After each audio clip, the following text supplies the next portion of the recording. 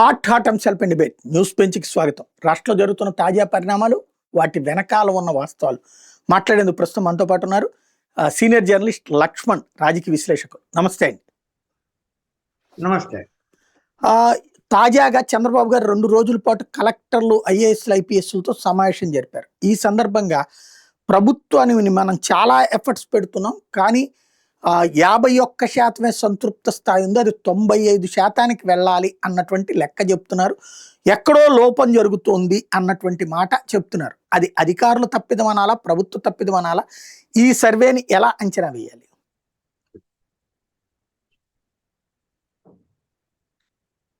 ఇక్కడ అధికారులు నిర్లక్ష్యం వ్యవహరించటం, అవినీతికి పాల్పడుతూ ఉండటం, ఈ రెండిటిని కంట్రోల్ చేయవలసినటువంటి రాజకీయ వ్యవస్థ అంటే ఎంపీలు కావచ్చు, ఎమ్మెల్యేలు కావచ్చు, మంత్రులు కావచ్చు, ప్రత్యేకించి అధికార పార్టీ వాళ్ళు కూడా వాళ్ళు అవినీతి పనులు, వాళ్ళ పనులు, పర్సనల్ పనులు చూసుకుంటూ వాళ్ళు కూర్చున్నారు. ఇక్కడ నీకు అభివృద్ధి అనేది ఎలా ముందుకు వెళ్తుంది? అభివృద్ధి పనులుగా. రెండోది ఏం సిగ్నల్ వెళ్ళిపోయింది అంటే ప్రభుత్వం దగ్గర నిధులు లేవు, అది ఆయనే ఒప్పుకుంటున్నాడు. మా డబ్బులు లేవు మా దగ్గర అని చెప్పేస్తున్నాడు. చెప్పినప్పుడు ఓ రోడ్డు శాంక్షన్ అవుతుంది, ఒక కాలువ శాంక్షన్ అవుతుంది. ఈవెన్ మున్సిపాలిటీల్లో కూడా ఇవాళ డబ్బులు లేవు, ఏ మున్సిపాలిటీలో లేవు, కార్పొరేషన్లో కూడా లేవు.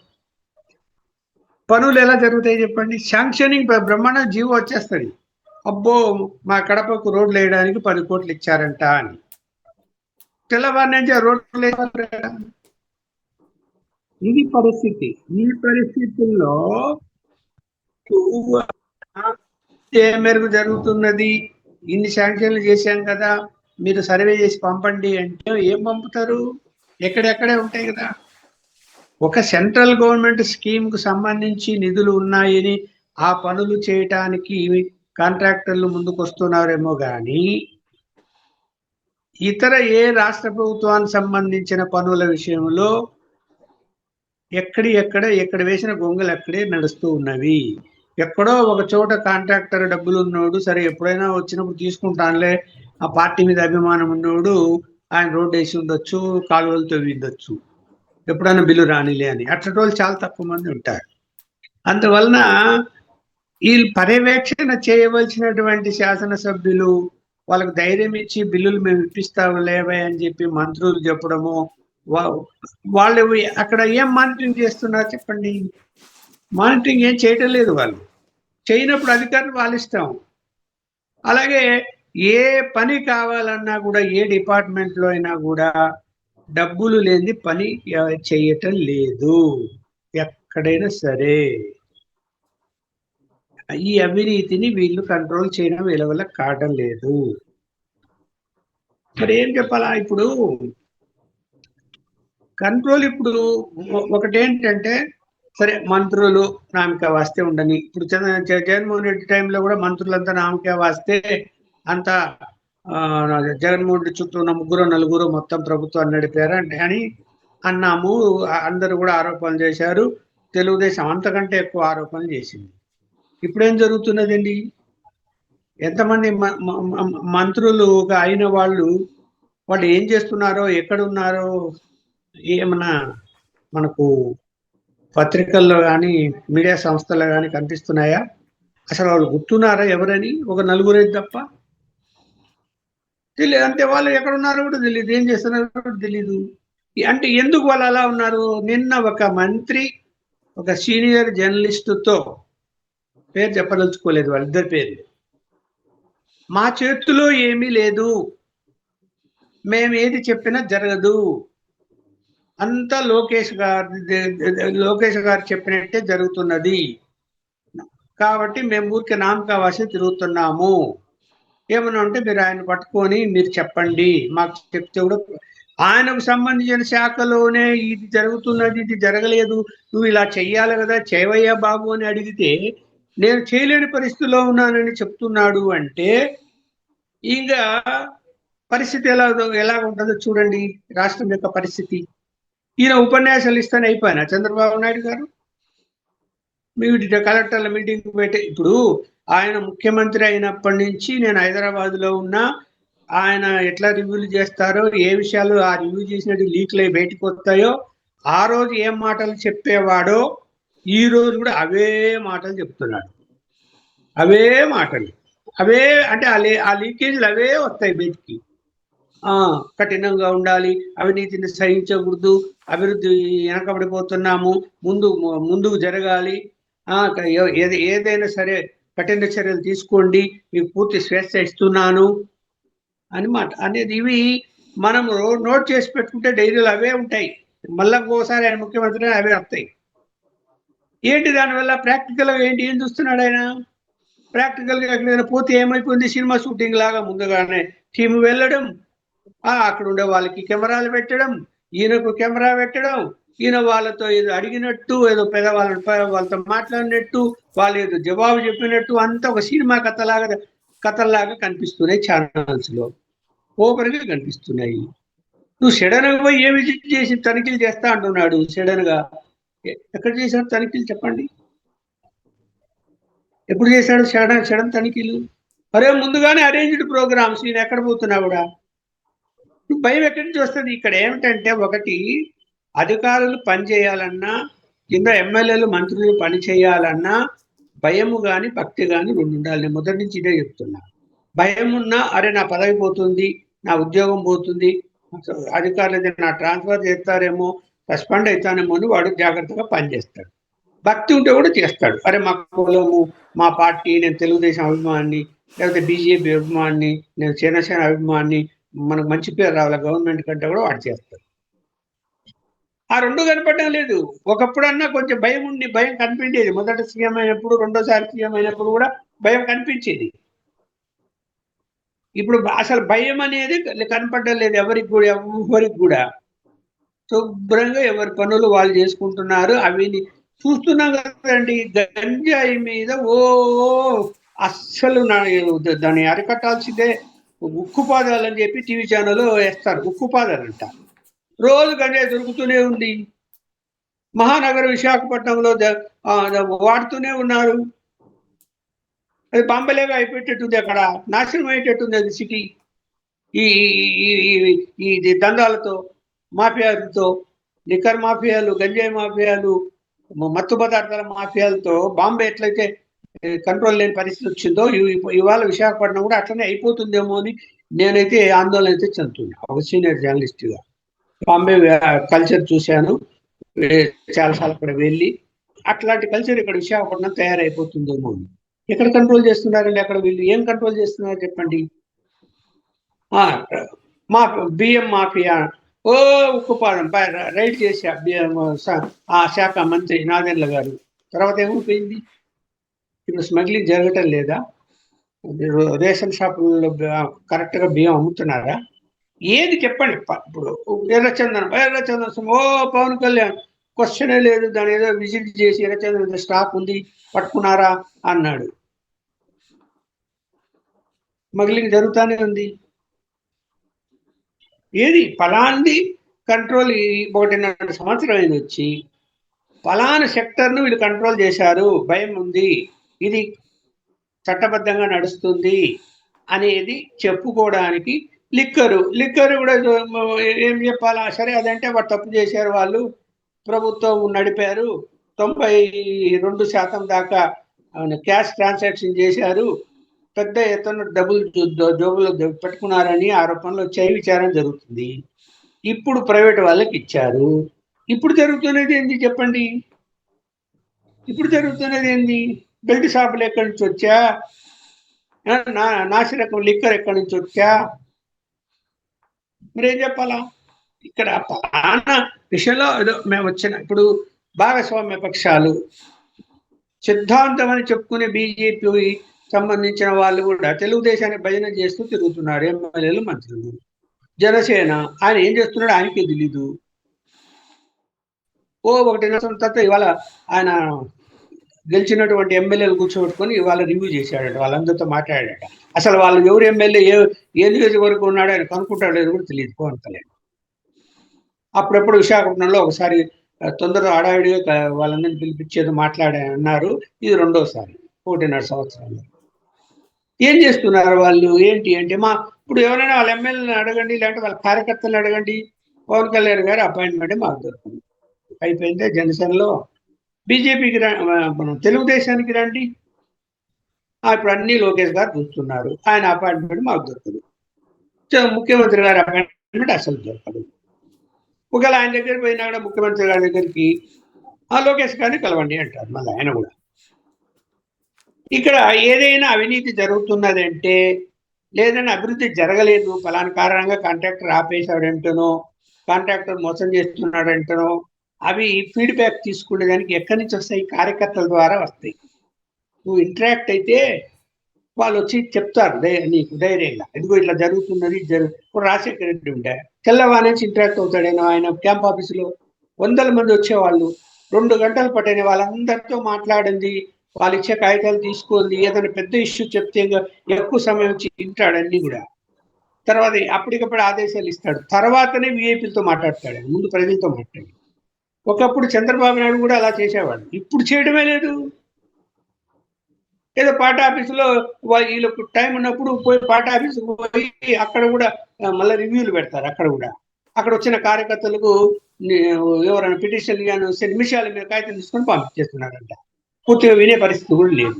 ఈయన కూడా పోతారు లోకేష్ గారు పార్టీ ఆఫీస్కు పోతే ఎవరండి అంత దూరం పార్టీ ఆఫీస్ ఎత్తుక్కొని పోనీ పలానా రోజు కంపల్సరిగా పార్టీ ఆఫీసులో ఉంటారు అంటే అక్కడ పోయి ఏదైనా చెప్తారు.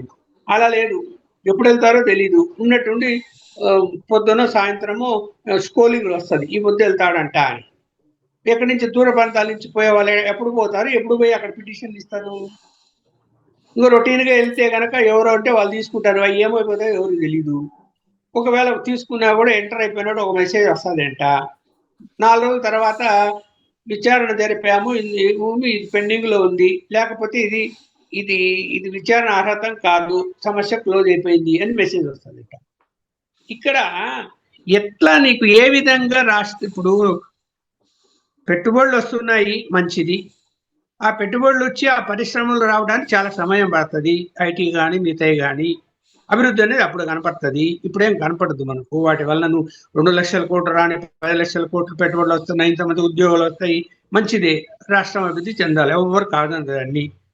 దాని యొక్క ఫలితాలు ఇప్పుడు రావు కదా, ఇప్పుడు కదా ఫలితాలు చూస్తారు. ఏం జరుగుతున్నది, 1.5 సంవత్సరం ఏంది, ఏం జరుగుతుంది రాష్ట్రంలో అని ఎక్కడ ఫలితాలు అందుకని ఆయన నా సర్వేలు తక్కువ అయిపోయింది, ఎవరు పని చేయటం లేదు అని కదా అని అర్థం.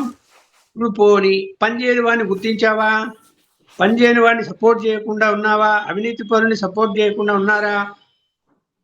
ఎమ్మెల్యేలు ఒప్పుకోరు, మంత్రులు ఒప్పుకోరు, వాడు అవినీతి పరుడైనా నేను చెప్పాను ఈడే ఉండాలంట, వాడు పని చేయకపోయినా నా మనిషి ఈడే ఉండాలి అంటారు. ఎవరినో ఒకరిని పేరుకు నామగా వస్తే ఒకనో ఇద్దరు ట్రాన్స్ఫర్ చేయడము, సస్పెండ్ చేయడము జరుగుతుంది. అది కూడా ఏంటి, ఇంకా విచిత్రము చెప్పమంటారా? జర్నలిస్టులకు సంబంధించిన ఇష్యూస్ లో కూడా, అంటే ఎవరికైనా అక్రిడేషన్ ఇవ్వాలన్నా ఇప్పుడు నడుస్తున్నది ప్రస్తుతం, అందుకని చెప్పదలుచుకున్నాను. కమిటీలు వేయాలన్నా వైఎస్ఆర్సీపీకి ఎవరు పనిచేశారు, ఎవరు అనుకూలంగా ఉన్నారు, ఏ పేపర్లు అన్నా కానీ వాళ్ళకు ఇవ్వకూడదు అని చెప్పి డిపార్ట్మెంట్కి ఆదేశాలు ఉన్నాయి. ఏంటి ఇది, ఏం పద్ధతి ఇది, నాకు అర్థం కాదు. రేపు పొద్దున మళ్ళీ ఒకవేళ వైఎస్ఆర్సీపీ అధికారులకు వచ్చింది అనుకోండి, వాళ్ళు కూడా ఇలా నిర్ణయం తీసుకుంటే జర్నలిస్ట్ కమ్యూనిటీ అంతా నాశనం అయిపోదా? అలా నిర్ణయాలు తీసుకుంటారా? తప్పది, చాలా తప్పు చేస్తున్నారు. ఇప్పుడు అతను జగన్మోహన్ రెడ్డి కూడా తప్పు చేసి ఉండొచ్చు, నేను చేయలేదు అనటం లేదు అతన్ని. అంతకు 2 మీరు తప్పు చేయడం ఏంటి? ఇక్కడ తప్పు చేస్తున్నారు, మీరు చేయకండి, సామరస్యంగా వెళ్ళండి. ఓకే, మీరు ఎవరి మీద వాళ్ళు అవినీతి చేశారు, వాళ్ళ మీద కక్ష సాధింపు చేయించాలి, మమ్మల్ని ఇబ్బంది పెట్టారు, వాళ్ళ జోలికి పోతున్నాం, ఆధారాలు ఉన్నా లేకపోయినా కేసులు కట్టి అరెస్టులు చేయడం, జైలు వేయడం, అవి రాజకీయ పరంగా ఓకే, వాటి గురించి వాళ్ళు చూసుకుంటారు, ఆ రాజకీయ పార్టీలు చూసుకుంటారు. సామాన్య పౌరులు, రాజకీయాలతో సంబంధం లేని వాళ్ళు జర్నలిజం వృత్తి ఎన్నుకొని కష్టపడి పనిచేసే వాళ్ళు వీళ్ళందరికీ కూడా ముద్రలు వేసేసి మీరు పబ్బం గడుపుకోవాలనుకుంటారా? ఎవరండి డిసైడ్ చేసేది? లోకేష్ గారు డిసైడ్ చేసేది ఆయన శాఖనది? ఆయన శాఖన ఆయన శాఖ ఆయన చూసుకోవాలి. మిగతా శాఖల గురించి ఏంటి సంబంధం? అన్ని ఆయన చూస్తారనే మాట ఎందుకు వచ్చింది రాష్ట్ర వ్యాప్తంగా? పాలసీ మ్యాటర్ వచ్చేసరికి ఆయనే డిసైడ్ చేయాలి, ఆయనే డిసిషన్ తీసుకోవాలంటే అని ఏంటి? అసలు చంద్రబాబు నాయుడు గారు ఎందుకు అలా తయారయ్యాడో అర్థమే కాలేదు. ప్రేమ ఉండొచ్చు కొడుకు మీద, కాదనిలే. ది గ్రేట్ రాజశేఖర రెడ్డి గారు ప్రేమ చూపిస్తే ఇతను తప్పు చేస్తాడేమో, రాజకీయాలకి వద్దు అని చెప్పి బెంగళూరులో పెట్టాడు. తర్వాత మళ్ళీ ప్రేమకు లొంగిపోయాడు, కొడుకు ప్రేమకు. తర్వాత పరిణామాలను ఏం జరిగాయో మనం చూసాం. అంత ప్రేమ ఎందుకు? అరే ఇప్పుడు పార్టీ మీ చేతుల్లో ఉంది, నువ్వు అధ్యక్షుడు, ఆయన చంద్రశేఖర్ రెడ్డి నీ కుమారుడు. వేరే వాళ్ళు పరిపాలన చేసే అవకాశం పార్టీ అంటే ఓకే, మీ చేతుల్లోకి వచ్చింది పార్టీ, మీరు మీ కుటుంబం పరిపాలన చేస్తారు. ప్రభుత్వం కూడా మీ కుటుంబం పరిపాలన చేయాలనా? ఎందుకంటే మంత్రులందరూ మీరు నిర్ణయాలు తీసేసుకొని, మళ్ళీ ఇంకా విచిత్రం ఏంటంటే మేము నిర్ణయాలు తీసుకుంటాము, మీరు మిత్రపక్షమైనా కూడా మేము చెప్పేది వినండి, మీకు ఏమైనా కావాలంటే చెప్పండి, మీకు కావాల్సినటువంటి మేము వనరులని సమకూర్చుతాము అనేటువంటి లైన్లోకి వెళ్ళిపోయి లొంగ తీసుకుంటారు అందరినీ అని నాకైతే సమాచారం ఉంది. ఇది కరెక్టా? అయిపోయింది. ఇక్కడ ఎవరిని తప్పు పట్టడానికి లేకుండా అయిపోయింది. ఇవాళ అల్టిమేట్ గా ప్రజలు నష్టపోతారు, రేపొద్దున చీకొడతారు. ఏదైతే రౌడీజం జరిగి ప్రజల ఆస్తులు కూడా బెదిరించి రాయించుకోవటం వల్లనే జగన్మోహన్ రెడ్డి గారు ఓడిపోయారు. ఆయన బటన్ నొక్కి డబ్బులు ఇచ్చినా కూడా ఊరంతా భయపడ్డారు. ఒరే మన వీధిలో ఉండే వాడి స్థలం ఆక్రమించుకున్నారు, ఇల్లు వాడిని కొట్టారు, వాడి భూములు లాక్కున్నారు అని చెప్పి భయపడిపోయి ఊరంతా సైలెంట్ ఓటర్స్ అంతా కూడా నీకు ఆయన వ్యతిరేకంగా వేశారు. ఆ దౌర్జన్యాలను కంట్రోల్ చేయలేదు ఆ రోజు. ఆయన చేసి ఉండింటే, ఆ సమాచారం తెప్పించుకొని ఎప్పటికప్పుడు కంట్రోల్ చేసి ఉండింటే మళ్ళీ గెలిచేవాడు. ఆయన బయలో కప్పలాగా 3-4 చెప్పిన మాటలు ఏంది పనిచేసాడు.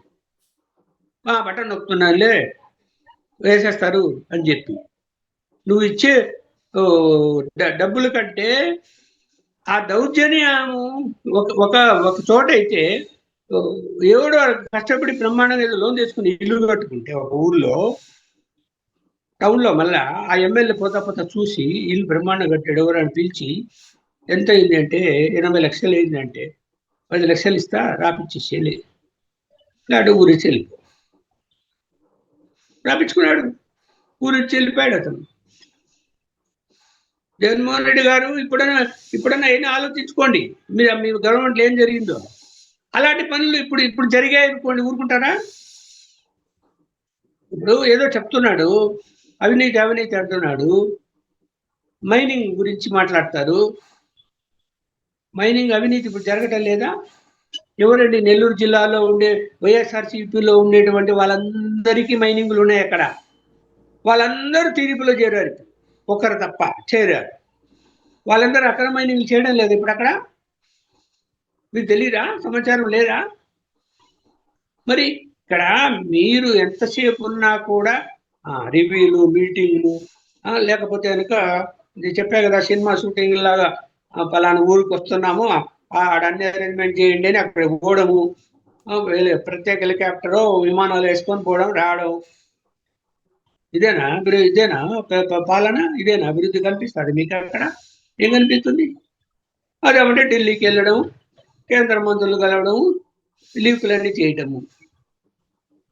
అమిత్ షా గారికి అపాయింట్మెంట్ 11-20 నిమిషాలకు ఎంతో అని నిన్న రాత్రి అంతా టీవీలో వేశారు. ఇవాళ ఆయన అపాయింట్మెంట్ ఇవ్వలేదు, చంద్రబాబు కలవనే లేదు ఇప్పుడు ఎవరు. ఇట్లా ఉంటాడు, అన్ని లీకులు. ఇంతకుముందు ఎమ్మెల్యేల విషయంలో ఎమ్మెల్యేలందరినీ మొన్న మధ్యన వార్నింగ్ ఇచ్చారు, మీ పెర్ఫార్మెన్స్ బాగాలేదు, జాగ్రత్త చేసుకోండి, తీవ్ర పరిణామాలు ఎదురుతాయని హెచ్చరికలు చేశారు. ఆ తర్వాత మంత్రుల్ని అలాగే వాళ్ళకి ర్యాంకింగ్లు ఇచ్చి ఇదిగో మీ పెర్ఫార్మెన్స్లు బాగాలేదంటూ వాళ్ళకి క్లాస్ పీకారు. ఇప్పుడు ఏకంగా కలెక్టర్లకి, అంటే ఎక్కడికక్కడ ఇంకో పక్కనేమో అడ్మినిస్ట్రేషన్ అద్భుతంగా మారిపోయింది, జగన్ విధ్వంసం చేస్తే దాన్ని బాగు చేసేసామని చెప్తున్నారు. ఇవన్నీ చూస్తేనేమో కంప్లీట్ రివర్స్లో వస్తున్నాయి. ఆయనకు వస్తున్న రిజల్టే. అంటే బాబు గారు కరెక్ట్ అయ్యి వీళ్ళందరూ తప్పుడా, లేకపోతే కనుక వీళ్ళందరూ తప్పుల్ని ఆయన కాపు కాస్తున్నట్ట? ఇప్పుడు వీళ్ళందరూ తప్పులు చేస్తూ ఉంటే, ఇప్పుడు మీరు అన్నట్టు మీరు తప్పులు చేస్తున్నారు, కేబినెట్ లో ఇంతమంది మంత్రులు సరిగా లేరు, ఎన్ని చెప్తున్నాడు, కేబినెట్ డిసిప్లిన్ చేసిందా, ఏమన్నా తీసేసిందా? లేదు కదా. ఇప్పుడు ఆయన మీద ఒక ఎమ్మెల్యే మీద ఆరోపణలు వస్తున్నాయి. అతని పేరు ఏది, మన కొలిక్పూడి వచ్చాయి. ఏం చేశారు చెప్పండి? క్రమశిక్షణ కమిటీ పిలిచింది, లోపల ఏం మాట్లాడి ఎవరికి తెలియదు, వెళ్ళిపోయారు. ఆయన వెళ్ళిపోయాడు, ఈయన వెళ్ళిపోయాడు, మళ్ళీ ఆరోపణలు వచ్చాయి. ఏం చేశారు చెప్పండి? కనీసం సోకాల్ నోటీస్ కూడా ఇవ్వలేదు కదా ఈ రోజు వరకు. ఈ తప్పులు చేశావు అని ఇచ్చాడా? ఇవ్వలేదు. మరి సస్పెన్షన్ పక్కన పెట్టండి, ముందు నువ్వు ఈ తప్పులు చేసావా బాబు అని సోకాల్ నోటీస్ అని ఇచ్చి వివరణ తీసుకున్నారా? పిలిచారంట, ఏదో మాట్లాడుకున్నారంట, వెళ్ళిపోయారంట. ఆయన వెళ్ళిపోయాడు, ఈయన వెళ్ళిపోయాడు. పెద్ద ఆరోపణలు చేశాడు ఎంపీ మీద. చిన్న విషయం కాదది. ఏమైపోయింది మరి? ఇక్కడ తను మాటలు చెప్పడము, యాక్షన్ తీసుకోవడంలో తేడాలు వస్తున్నాయి. మాట చెప్తే యాక్షన్ ఉండాలా. ఇప్పుడు మంచి అని చెడు కానీ ఏదైనా అనుకుంటే దాంట్లో ఇబ్బందులు కూడా రావచ్చు. అది చర్య తీసుకుంటే ఏమేమి రాసేటని చూసాం. అనుకుంటే చేయగలుగుతాడు ఏదైనా, అంత స్పాట్ ఉంటుంది, లేదంటే నెక్స్ట్ డేనే ఉంటుంది. అలాగే కొంత జగన్మోహన్ రెడ్డి కూడా ఏదైనా అనుకుంటే చేయగలుగుతాడు. తను నోటీస్కి వచ్చి తను నమ్మితే ఇది తప్పు అంటే అది ఎవరి మీదైనా చర్య తీసుకోవడానికి సాహసిస్తాడు, భయపడ్డు. ఈయన ఏం చేస్తున్నాడు ఏం తెలియదండి, నాకు అర్థం కాలేదు. ఇప్పుడు ఇంత ముందులాగా ఫ్రీడమ్ లేదు. ఎమ్మెల్యేలు మంత్రులు ఇంతకుముందు టైం ఉండేది, మధ్యాహ్నం 3 నుంచి 4 వరకు ఎమ్మెల్యేలు మంత్రులు ఎంపీలు ఎవరైనా కలవచ్చు అని. మేము ఇక్కడ చూసాం, హైదరాబాద్లో కలిసేవాళ్ళు ఆ టైం పోయి ఎవరన్నా కలవాలని. ఇప్పుడు ఎవరికి టైం ఇవ్వడం లేదు. ఆయనకు నచ్చిన వాళ్ళకో ఆయనకు సంబంధించిన వాళ్ళు ఎవరన్నా ఇస్తారు. ఇంకా ఎవరికి ఇస్తున్నాడు తెలుసా? లెఫ్టిస్టులకు ఇస్తున్నాడు ఎక్కువ టైం. లెఫ్టిస్టులకు పదవులు ఇస్తున్నాడు. మరి ఆయన భయం ఏందో లెఫ్టిస్టుల గురించి నాకైతే అర్థం కాలేదు ఇప్పటి వరకు. బీజేపీ వాళ్ళు ఏం చేస్తున్నారో తెలియదు, జరుగుతున్నారో తెలియదు. ప్రెస్ అకాడమీ చైర్మన్ ఎవరికి ఇచ్చారండి? లెఫ్టిస్ట్ కాదా? పక్కా లెఫ్టిస్ట్ కదా ఇచ్చాడు పదవి. రామకృష్ణ సిపిఐ ఇప్పుడు ఎన్నిసార్లు కలిసి ఉంటాడు చంద్రబాబు నాయుడు గారు, ఎన్ని వినతి పత్రాలు ఇచ్చింటాడు, ఆయన ఇచ్చినట్టు ఎన్ని సాల్వ్ చేశారు. అదే ఒక బీజేపీ ఎమ్మెల్యే ఇమ్మని సాల్వ్ అవుతుందేమో. ఒత్తుకున్నాడు బీజేపీ ఎమ్మెల్యేలు కార్పొరేషన్ చైర్మన్ అపాయింట్మెంట్ లేవని. ఒక కార్పొరేషన్ చైర్మన్ నాకు చెప్పాడు, జీతమే రావడం లేదు మాకు, అలవెన్సులే రావడం లేదు, అవి చెప్దామని పోతే అపాయింట్మెంట్ ఇవ్వడం లేదు అని. మరి ఏం చెప్పాలి చెప్పండి? ఇక్కడ ఎన్డీఏ కూటమి, కేంద్రంలో బీజేపీ ఉంది. ఇక్కడ బీజేపీ వాళ్ళకైనా గౌరవిస్తున్నారా? బీజేపీ వాళ్ళైనా ఏమైనా చెప్తే జరుగుతున్నదా? వాళ్ళకి ఏమైనా అపాయింట్మెంట్ ఉన్నవా? లేవు, కలవడం లేదు. ఇంకా జనసేన వాళ్ళంటే ఇంకా దిక్కుమొక్కలేదు, వాళ్ళు అసలు పోయేది లేదు, వాళ్ళు అసలు అడగడం మానేసారే. విన్నా మనం ఆయన దగ్గర పోలేము, ఏమంటే ఈయన ఉన్న కాడికి సర్దుకొని పని చేసుకున్నామని చేసుకుంటున్నాడు. ఓ అని నాదెళ్ల భాస్కర్ ఆమెను తిరిగాడు పాపం మంత్రిగా కొంత. తర్వాత ఎందుకు సైలెంట్ అయిపోయాడు? ఆయన సైలెంట్ అయిపోయాడు. పవన్ కళ్యాణ్ గారు ఓకే, మళ్ళీ ఇప్పుడు ఏదో డిప్యూటీ సీఎంగా చంద్రబాబు వాటికి ఇంటికి తిరుగుతున్నాడు, అలా చేయాలా గిరిజనులు అది ఇది చెప్తున్నాడు. చేస్తే మంచిదే, మంచిగా ఆహ్వానం చేసుకొని పరిపాలనలో ఇన్వాల్వ్ అయితే మంచిదే. మరి నిన్నేదో ప్రశ్నించాడు, పెద్ద ఎత్తున అవినీతి జరుగుతున్నది, అవినీతికి సంబంధించి చర్యలు తీసుకోవాలని చెప్పాడంట పవన్ కళ్యాణ్ గారు సీఎంకి అని చెప్పి వచ్చేసుకోలేదు కొన్ని ఛానల్స్లో. ఆయన ఆవేదన చెంది చెప్పవచ్చు. తర్వాత పరిణామాలు ఏంటి, యాక్షన్లు తీసుకుంటున్నారా? చర్యలు తీసుకుంటున్నారా? ఇప్పుడు మీరు అతను చేసిన తప్పులు ఇంకా ఇప్పటికి చెప్పుకుంటున్నారు. జగన్మోహన్ రెడ్డి చేసిన తప్పులను ఇప్పటికీ ఆయన మీడియా సంస్థలు తప్పుపడుతున్నారు. ఇప్పుడు మీరు చేస్తున్నది ఏంటి బాబు? మీరు తప్పులు చేయటం లేదా? మీరు మీడియా సంస్థలను పోషించడం లేదా? చెప్పండి, చేయడం లేదా? కోట్లు మీడియా సంస్థలకు మీరు ఇవ్వడం లేదా? మీకు సపోర్ట్ చేసే సంస్థలకు మరి ఏంటి ఏంటి తేడా ఏంటి? ఇంకా అది రేపు పొద్దున ప్రజలు అవి చూస్తారు కదా. గవర్నమెంట్ వచ్చిన తర్వాత ఇప్పుడు తెలుగుదేశమే పరిపాలన అంటే అది వేరే అంశం. తెలుగుదేశం ఈ పరిపాలన ఇలా ఉండేది. ఇప్పుడు ఎన్డీఏ కూటమి ప్రభుత్వం దాని యొక్క రిఫ్లెక్ట్ ఏదైనా సాఫ్ట్ కార్నర్ బీజేపీలో ఉన్నా కూడా అది పోతుంది. జనసేన మీద ఉన్నా కూడా పోతున్నది. ఎందుకు? ఇట్లాంటి పరిపాలన వలన ఆ పార్టీలు కూడా దెబ్బతగులుతుంది ఇప్పుడు. ఎందుకంటే ప్రజలు వ్యతిరేకత వచ్చినప్పుడు అన్నిటి మీద వ్యతిరేకత వస్తుంది. వీళ్ళు కూడా ఉన్నారు కదా అని ఏం ప్రశ్నించినారు, ఏం చేసినారు వీళ్ళని? రైట్. ఇక్కడ ఓ ప్రధానమైన అంశం ఏంటంటే చంద్రబాబు గారేమో ఓ పక్కన నేను ఆర్థిక వ్యవస్థను గాడిని పెట్టేశాను, సంక్షోభం అంతా పరిష్కరించేశాను అని చెప్తున్నారు. ఇంకో పక్కన వచ్చేటప్పటికి ఎకనామిక్ టైమ్స్ లాంటి వాళ్ళు ఆయన్ని ఒక బెస్ట్ బిజినెస్ అడ్మినిస్ట్రేషన్ లాంటి అవార్డులు కూడా ఇస్తున్నారు. మీరు చెప్తున్న దాని ప్రకారం ఇక్కడేమో బిల్లుల చెల్లింపులకు కూడా డబ్బులు లేవు.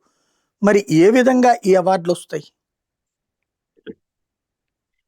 కాదండి, మీడియా సంస్థలు అవార్డులు ఇచ్చేట ఈ యొక్క అవార్డుల మీడియా సంస్థలు ఏవైనా ఈ రోజు నీతి నిజాయితీతో పనిచేస్తున్న సంస్థలు దేశంలో ఉన్నాయా?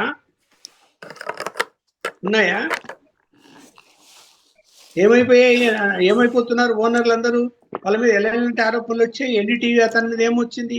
ఒక్కొక్కరు ఢిల్లీలో కూర్చొని వాళ్ళు ఏం చేస్తున్నారో ఏంటి అన్నది ఎవరికి తెలీదా? వాళ్ళు ఏదో పెద్ద ఇచ్చేస్తున్నారు, ఏదో పెద్దగా ఏదో వాళ్ళు ఇచ్చినట్టు, వాళ్ళు ఏదో పెద్ద దేశాన్ని ఆ సంస్థ ఉద్ధరించినట్టు, ఆ మీడియా సంస్థ ఈయన పెద్దగా అడ్మినిస్ట్రేషన్ చేస్తున్నట్టు. ఇక్కడ ఇప్పుడు మీరు వెళ్ళండి, అన్ని రాష్ట్రాల్లో పరిపాలన ఎలా ఉందో, ముఖ్యమంత్రులు ఎలా చేస్తున్నారు, ఎంత సిన్సియర్గా కొన్ని చోట్ల పనిచేస్తున్నారు, పేదరికం నుంచి వచ్చిన వాళ్ళు, బలహీన వర్గాల నుంచి వచ్చిన వాళ్ళు ఇవాళ బీజేపీ నుంచి ముఖ్యమంత్రులుగా పనిచేస్తున్నారు. వాళ్ళకి ఎందుకు రావటం అవార్డులు? మరి వాళ్ళు పనిచేయడం లేదు అక్కడ. ఒరిస్సాలో చూడండి అడ్మినిస్ట్రేషన్ ఎలా ఉంది అక్కడికి వెళ్ళి. ఇక్కడ ప్రతి ఒక్కటి మేనేజబుల్ అయిపోయింది.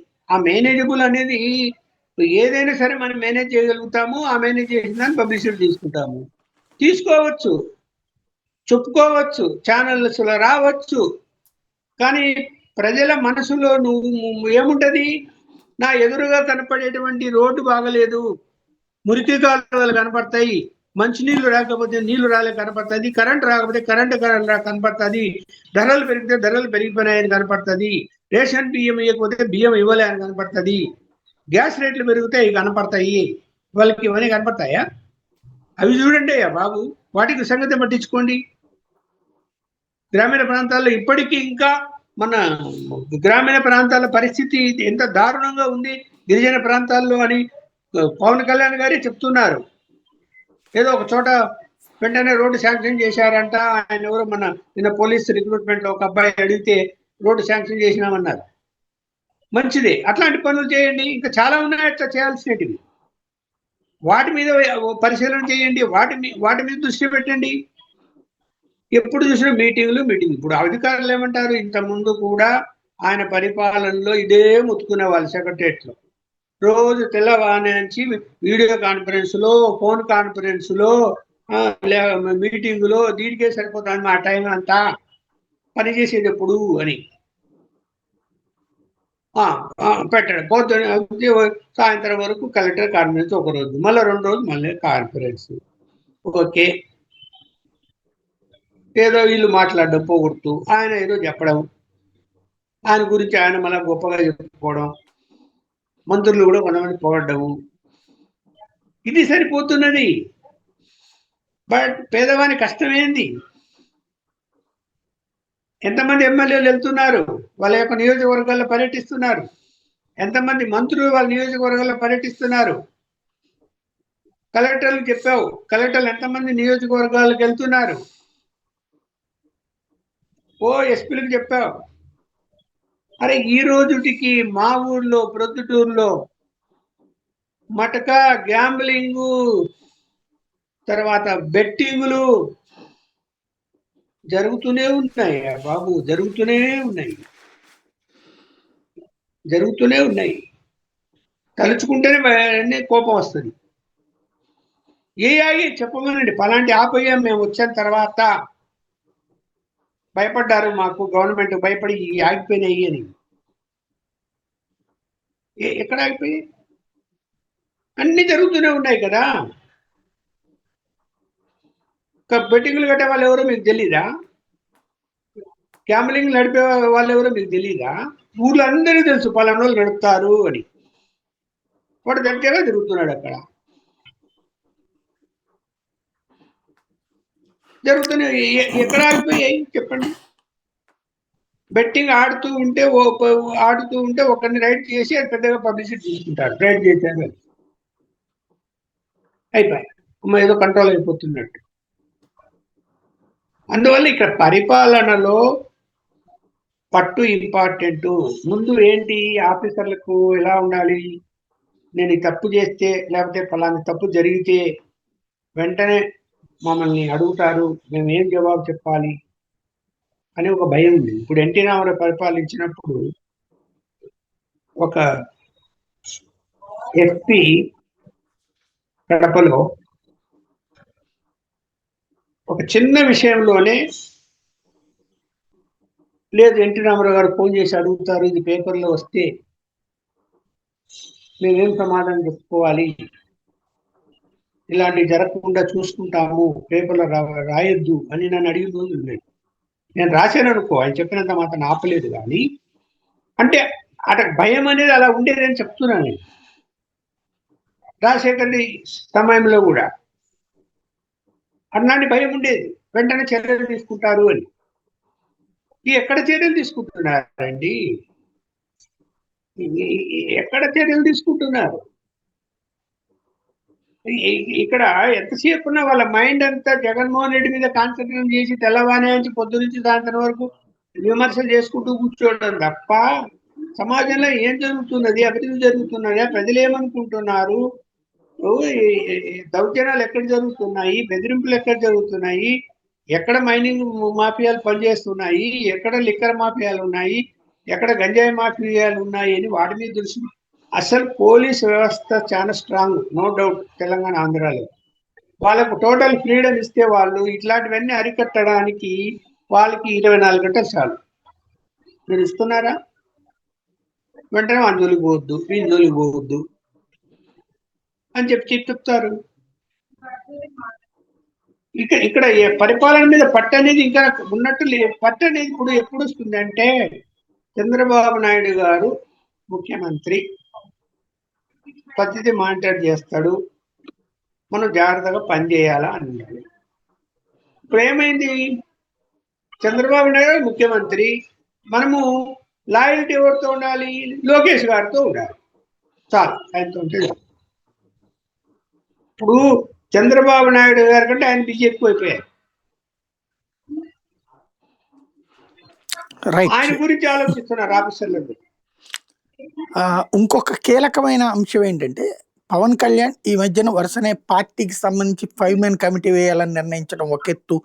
అట్లాగే మొన్న ప్రస్తావించినటువంటి అంశం బెల్ట్ షాపులు నేను వ్యతిరేకం అన్నటువంటి పాయింట్ చెప్పడం. బట్ ప్రభుత్వం ఆ షాపుల్ని మీద కఠిన చర్యలని నోటితో చెప్తుంది, కానీ ప్రాక్టికల్గా జరిగిపోతూనే ఉన్నాయి. రెండో పక్కన ఇప్పుడు పవన్ కళ్యాణ్ ఈ లా అండ్ ఆర్డర్ విషయంలో పారిశ్రామికవేత్తలను బెదిరిస్తున్నారన్నటువంటి ఇన్ఫర్మేషన్ ఉంది, వాటి మీద యాక్షన్ తీసుకోండి, రాజకీయ పార్టీని వదలద్దు ఎవరినైనా సరే అన్నటువంటిది. అది చేస్తుంది అధికార పక్షం వాళ్ళే అన్నటువంటిది విపక్షపు ఆరోపణ, లేదా గత కొన్ని ఇష్యూస్ వెలుగులోకి వచ్చినాయి. ఇవి కేవలం నాకు వాటికి సంబంధం లేదని చెప్పడానికి పవన్ కళ్యాణ్ ఆ మాటలు అంటున్నట్ట, లేదా పవన్ కళ్యాణ్ భవిష్యత్తులో బయటికి వెళ్లే ముందు ఇదిగో నేను ఇవన్నీ చెప్పినా కూడా మీరు చెయ్యలేదు, అందువల్ల నేను వెళ్తున్నానని చెప్పడం కోసం చేస్తున్నట్టు అనుకోవాలి. ఎందుకంటే ఇంకో పక్కన ఎమ్మెల్యేలతో 1-to-1 సమావేశాలు జరుపుతున్నారు. దీని మొత్తాన్ని ఎలా అంచనా వేయాలి? ఒకటేంటంటే రాను రాను రాజకీయ పరిణామాలు వచ్చే అవకాశం ఉంది. నేనైతే ఖచ్చితంగా చెప్పగలను. ఎందుకు వస్తున్నది అంటే ఇప్పుడు చెప్తున్నా కదా అనేక కారణాలు. ఇక్కడ పవన్ కళ్యాణ్ గారి డిపార్ట్మెంట్ కి సంబంధించినటువంటి ఫైలు కూడా లోకేష్ దగ్గరికి వెళ్ళి వస్తే పవన్ కళ్యాణ్ గారు ఎందుకండి ఇంకా ఆయనకి అనుభవం అయింది ఆ విషయం, మనం చెప్పడం కాదు. అట్లాంటి పరిస్థితులు ఆయన ఏం వాళ్ళు చేయించాలి మరి? ఆయన ఖచ్చితంగా బీజేపీతో మంచి సంబంధాలు ఉన్నారు. ప్రతిదీ వాళ్ళతో చర్చించకుండా వాళ్ళ యొక్క సలహా తీసుకోకుండా ముందుకైతే వెళ్ళటం లేదు, నాకున్న సమాచారం మేరకు. బీజేపీ కూడా ఆయన మీద నమ్మకంతో ఉంది. రెండోది, నాకు తెలిసి ఆయనగా ఎలాంటి అవినీతికి అక్రమాలకు పాల్పడడం లేదు. ఆయన డిపార్ట్మెంట్స్ లో చాలా జాగ్రత్తగానే ఉన్నాడు. తనకు ఫ్యూచర్ ఉంది అనేటువంటి ఉద్దేశం ఉంది. ఇంకా నేర్చుకోవాల్సింది అని చెప్పి జాగ్రత్తగా నేర్చుకుంటున్నాడు. డిపార్ట్మెంట్ అవన్నీ కూడా తెలుసుకుంటున్నాడు. తన టైం ఎక్కువ స్పెండ్ చేస్తున్నాడు. ఇప్పుడు సినిమాల షూటింగ్ అంటే కొంతకాలం గడిపోయాడు, కానీ ఇప్పుడు ఇలాంటి పరిస్థితుల్లో బీజేపీ కూడా ఏం ఆలోచిస్తుంది, ఏంటి అసలు పరిపాలన ఎలా జరుగుతున్నది ఏమిటి ఇప్పుడు అనేది వాళ్ళు కూడా వాళ్ళ యొక్క నెట్వర్క్ ద్వారా తెలుసుకోగలుగుతారు కదా. ఢిల్లీలో ఎవరు కూర్చున్నారు వాళ్ళు, ప్రతి విషయం వాళ్ళకు సమాచారం పోతుంటుంది కదా. ఇప్పుడు ఏదైనా వాళ్ళ పార్టీకి సంబంధించిన వాళ్ళు తప్పు చేస్తుంటే ఢిల్లీకి పిలిచి సీరియస్ గా వార్నింగ్లు ఇచ్చి పంపిస్తున్నారు కదా. దాంతో సెటిలైట్ అవుతున్నారు కదా వాళ్ళు. ఇప్పుడు ఈయన ఎక్కడ? వాళ్ళకన్నా అధిష్టానం ఢిల్లీలో ఉంది, తప్పు చెప్పి పిలుస్తారు, వాళ్ళు కంట్రోల్ చేసుకుంటారు. ముందు తెలుగుదేశం సంబంధించిన వాళ్ళు ఏం కంట్రోల్లో ఉన్నారు? అది కదా, ఎవరు కంట్రోల్లో ఉన్నారు? ఏమి లేదు. అరే ఇది తప్పు, ఇది చేయడానికి వీల్లేదు అని చెప్పితే కూడా లేదు మేము చెప్తున్నాం, మనకు అది అవసరం, అది చెయ్యండి అని చెప్పి చెప్తూ ఉంటే పాలకులు, అడ్మినిస్ట్రేటర్ ఏం చేస్తాడు? ఆయనది ఏమంటున్నాడు, ఇంకా 4 చేద్దామని చేస్తాడు. అతని స్వార్థం కూడా చూసుకుంటాయి.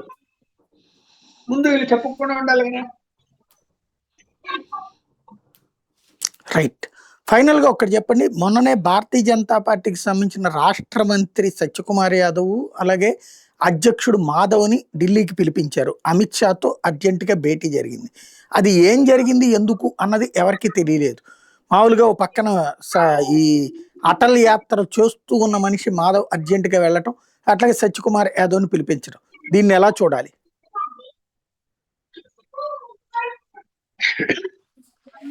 అంటే స్క్రోలింగ్ లో సత్యకుమార్ ఏదో పిలిచారంట అని వచ్చింది, కానీ మామూలుగా పార్టీకి సంబంధించి అధ్యక్షుడిని మంత్రి వీళ్ళిద్దరు టూర్ చేస్తున్నారు, ఒక అండర్స్టాండింగ్ మీద పరిపాలనలో ముందుకెళ్తున్నారు అనేటువంటి విషయంలో వాళ్ళు ఫర్దర్ గా ఏమన్నా ఇన్స్ట్రక్షన్స్ ఇస్తే బాగుంటుంది. మధ్యలో 3 రోజులు సెలవు ఉంది కాబట్టి ఆ యాత్రలో పిలిచారు అని నేను అనుకుంటున్నాను. పిలిచారు, ఏం మాట్లాడాలో అవి మాట్లాడింటారు. సరే, మనకు కుటుంబంగా వెళ్ళి చూస్తే మంత్రి మన కేంద్ర మంత్రి కూడా పాల్గొన్నారు, అందరు కలుసుకున్నారు, ఏదో వచ్చారు.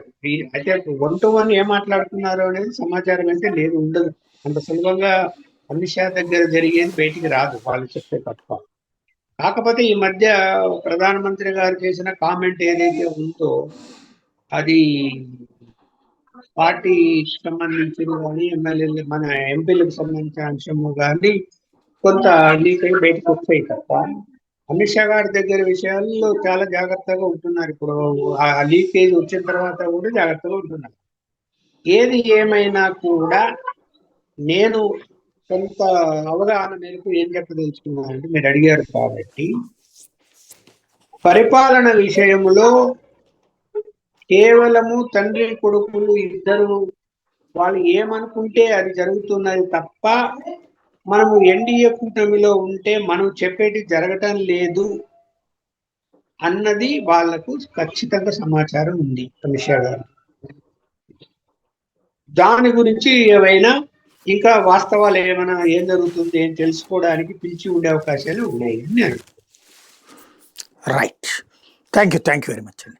ఇది పరిస్థితి. రాష్ట్రంలో కీలక పరిణామాలు చోటు చేసుకుంటూనే వాటి వెనకాల ఉన్న వాస్తవాలు ఏంటి అన్నటువంటి చర్చ ప్రజల్లో నడుస్తూ ఉంటుంది. దాంట్లో ఒక కోణం లక్ష్మణ్ గారు మన ముందు ఉంచుతున్నటువంటి అంశం.